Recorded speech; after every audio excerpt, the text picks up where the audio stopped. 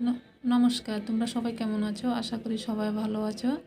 আজকে ডিসেম্বরের লাস্ট তারিখ, তাই সবাই পিকনিক করছে আর আমরাও করছি। তো আমরা তো দূরে কোথাও যেতে পারি না, তো আমরা ঘরের পিছনে বা ধান খেতে এখানে আমাদের পিকনিক। তো আমার ছেলে মেয়ে আর পাশের বাড়িরও একজনের আছে, তো সবাই ছেলে মেয়েদেরকে নিয়ে পিকনিক করছি। পিকনিকটা ভিডিও করলাম এই জন্য যে এখন ছোটোবেলাতে সবাই একসঙ্গে আছে, বড় হওয়ার পর কে কোথায় যাবে, তাই ভাবলাম স্মৃতি হিসেবে এটা একটা ভিডিও করি আজ ছোট ছেলে মেয়েদেরকে নিয়ে। কেন বড় হওয়ার পর কে কোথায় থাকবে, কার কখন দেখা হবে ঠিক নেই। তাই আজকে কারেন্টেরও অসুবিধা, কারেন্ট ছিল না, তাই মোবাইলের লাইট ধরে ধরে ভিডিওটা করছি। ঘরের থেকে সব কিছু রেডি করে নিয়ে তারপরে এখানে মোবাইলের লাইট ধরে ভিডিওটা করছি।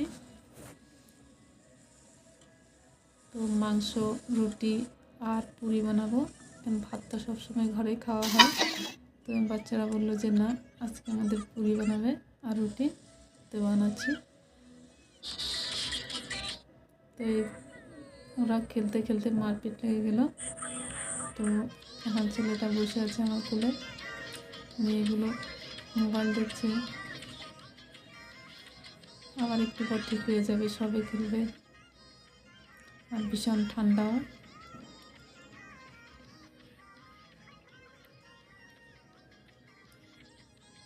সবাই নাচ গানে ব্যস্ত। আর আমার মাংসটা কষানো হয়ে গেল, রান্নাও হয়ে গেল। তো এখন সবাইকে দেব। সবাই খুব আনন্দে রয়েছে, বহুত আনন্দ ফুর্তি করছে। ছোটোখাটো যাই হোক, তাও তো ছেলে মেয়েদের মনটা রক্ষা করার জন্য করলাম। আমাদের ছোট একটা ঘর বানানো হয়েছিল, ঘরের ভিতরে বসে সবাই এখন খাবে। সবাই হুলস্থুলে আমাকে আগে দাও, আমাকে আগে দাও। কেউ বাইরে বসে আছে, খুব ঠান্ডা পড়ছে তাই উনুনের কাছে।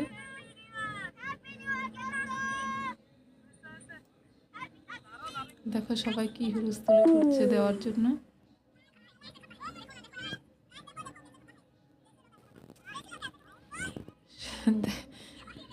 এমন স্থিতি কয় বছর পর আর পাওয়া যাবে?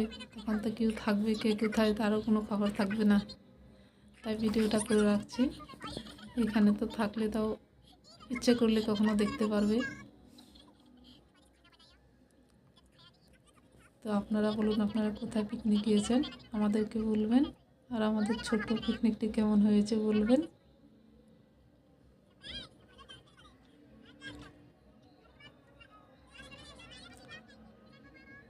ছোটোবেলার আনন্দ ফুর্তিটা একটু আলাদা হয়, বড় হওয়ার পর এই খুশিটা তখন আর তো থাকবে না।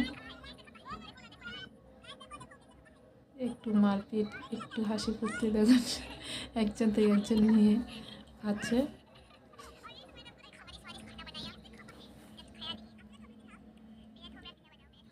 সবাই খাচ্ছে, আমরা পরে খাবো।